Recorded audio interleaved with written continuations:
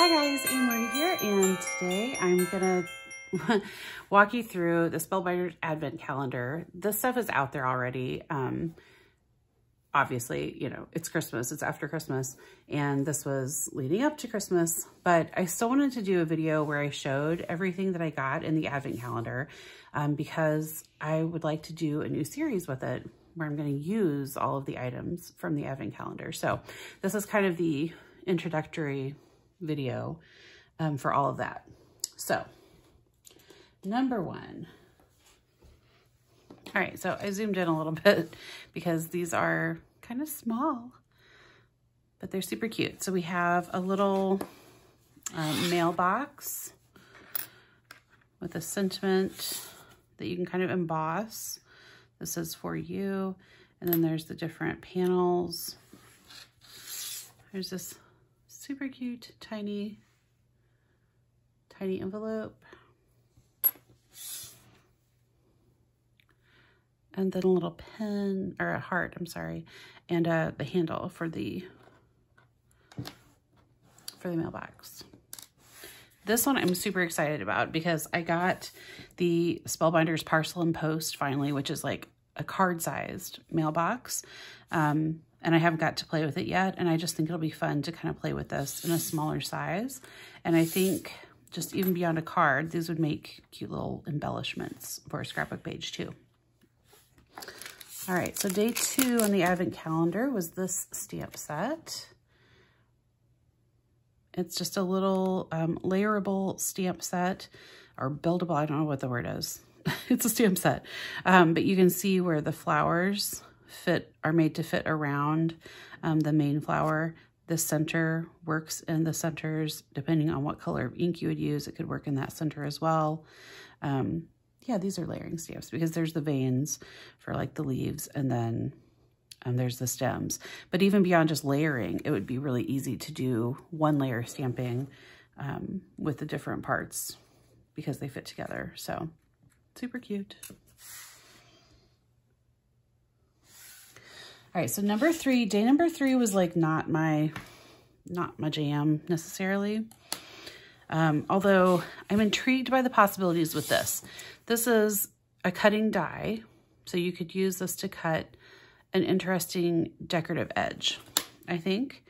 It's this for some reason. It's just not quite my style. I'm picturing it cut out of metallic gold cardstock, and we'll see if I like it better then. So, okay, day 4 is a happy birthday sentiment die with a background. All right, day 5 was a little strip embossing folder. So it's kind of the height of a regular embossing folder and like a card, but then the width is only, what, 1.5 inches or so. So it would be cute for making belly bands. And that's kind of what I'm envisioning, but layers would be cool too. And I know I saw some examples where they pieced a whole background with it, just with pieces. So there's some options there to play with. Day 6 was another one that was not for me. And by this point, I was getting a little concerned that I wasn't going to love the calendar, but overall I do really like it. But I am just, nor have I ever been, a big gnome girl. It's just not my jam. I don't know. I saw Cards and Coffee Time did a super cute card with like pale, like an aqua blue and an aqua green, or pale green, sorry. And it was really pretty cute. And it actually made me think maybe I could like gnomes, but I don't know. I'm going to use it for this series, but I don't know if I'll be keeping it after. It just depends. All right, day 6. I'm excited for this one. This is a layering stencil set. So they're about 3x3, I think, stencils. And they've got the different sizes, and then you can do like a bokeh effect. My only question is, why is this, sorry, there's cat hair everywhere because, you know, it's dry and staticky and the cats are super furry right now. My only question is, why is this a partial stencil? Like, I get that you can just rotate it, but the efficiency queen in me would just really appreciate if the whole thing had been punched, because these are all punched the whole way. But I think you can probably also do some rotating when you do it, and that might give you even more options on the smaller confetti sizes and the medium. Like, you can even add more depth if you are rotating it when you ink it. So I don't know. I'm looking forward to playing with it. Okay, I think this one is my favorite thing in the whole advent calendar. It is a heart die with this cool sunburst heart that fits inside it. So it cuts the outside and then it cuts all these pieces. It looks like a little sun. Not only that it's a sun, but 1, 2, 3, 4, 5, 6. So that's perfect for rainbows. So yeah, I'm really excited about this. There would be really fun monochromatic looks you could do with it, as well as the rainbows. And then I saw a couple of cards where they just use the heart to make like a shaker window. So there's some nice options. Day 9 was white sequins. They look kind of yellow on camera, but I think they're supposed to be white. They're just covered in like this iridescent material. So it's like, can you see how it changes colors? It's like a pink green flip. Yeah, I think they're supposed to be white. We'll see how they read individually, I think all together they look yellow, but we'll see if they still look that way to me. Oh, here you go, one popped out. Yeah, no, it still looks yellow, but also pink. I don't know, it'd be fun to play with again. All right, day 10 was a bunch of little flower dies. This is my only complaint.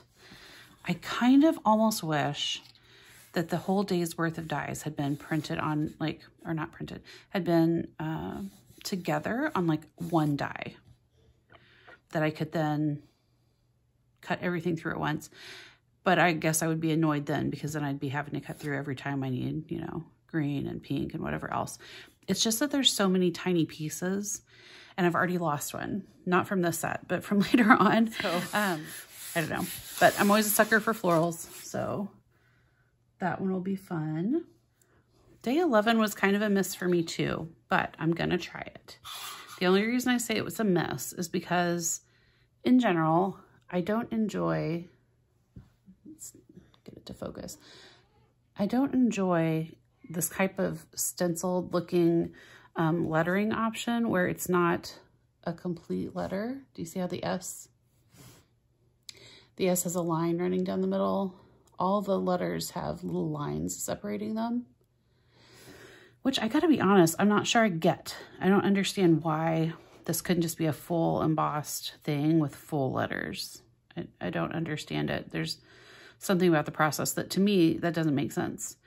And I would have preferred that, to have full letters to do the indentations with. But again, I'm gonna give it a shot and see what I think. I like the sentiments, and I think it'll be fun, to play with the little banner piece. So, all right, day 12. This is where I lost my piece, and I'm kind of sad about it, but I've already figured a workaround. So it's a little birdie with a wing and detailing for the chest and the beak and everything, and then a cute little flower thing, right? It's supposed to have a little tail. And I've lost that piece, or I honestly don't recall ever seeing that piece. So I didn't even know about it until I looked on the Spellbinders blog at all the different reveals that they had, and I'm missing the little tail that shoots out. I'm kind of thinking that this flower part might work as a tail, but I don't know. Or just even the wing sticking out a little bit. So I'm gonna experiment with it and try to figure that out. Okay, then day 13 was a stamp set. And I really like this. I like the font. I like the combination of the different sentiments. Make a wish because you're awesome. Until further notice, celebrate everything. Spoil yourself. It's on me, which would be perfect for like a gift card. I like this. This is cute. All right, day 14 are these cute little flower sprigs and these little like kind of tulipy type looking flowers. Here's my only thing. It's a small thing, but I wish that they went different directions like this. Because then it would be easy to like put something in the middle and have two sprigs kind of going the same directions. Or when you layer them, they could there'd be a little more variation. There is, you know, a difference because this has two flowers and this only has the one, but otherwise they're very similar. That design file just got like 2 tweaks, maybe 3. So that's the only thing. I kind of wish that I had mirrored image ones. I think that would be fun. And I know I can just, you know, use the backside, but it never gives you that same edge on the backside. So, but I'll experiment. All right, so this is day 15. And it's another one of those kind of belly band embossing folders with these lots of dots and circles. And I think this might be fun to play with inks and inking, but I'm still contemplating. All right, day 16. This is a For You sentiment, and it's a good size. Like I like that size. I like this. I don't know. That's gonna be substantial on a card. And then they do give you the outline as well. I don't always use outlines on sentiments, but I know it's like a really cute look right now, so I'm willing to try it. Okay, so I swear I really did enjoy this and I loved everything, but there's just a few things that at first I was like, how am I going to use that? And this was one of them. I didn't have any ideas for this. I was just like, what is it supposed to be? And it's just like a geometric arch. And that's fine because I like geometric dies and stuff. I feel like they're really versatile. But I still wasn't really sure what I would do with it until I was looking at the inspiration on their blog, and they cut it out as a series of like rainbows. Like they made it like a little archway rainbow, which, oh guys, I live in the St. Louis area, so I can definitely use an arch die. But that was a cute look with the rainbows. And so then it kind of intrigued me what that might look like with monochromatic looks too. So looking forward to trying it.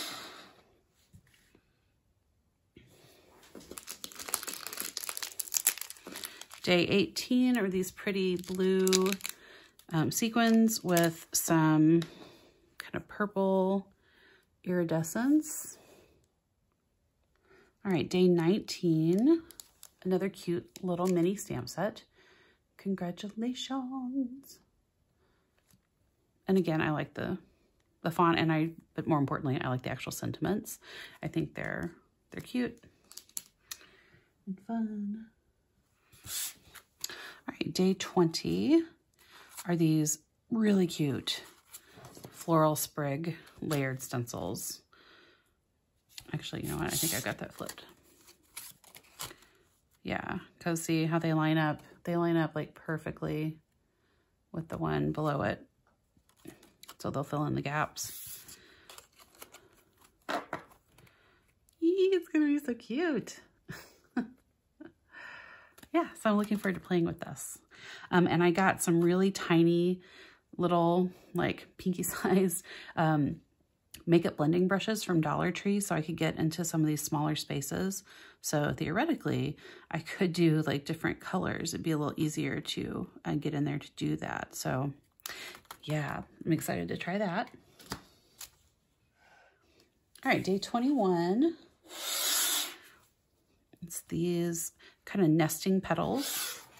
The difference from this and like the arches is that they don't make the complete cut every time, right? So I could cut several of these, and I could also like layer them onto this solid petal. And so you could have like just the tiny dot, or just this smaller area, or the more outliney part. So there's a lot of options for layering and building there, and it won't be as thick.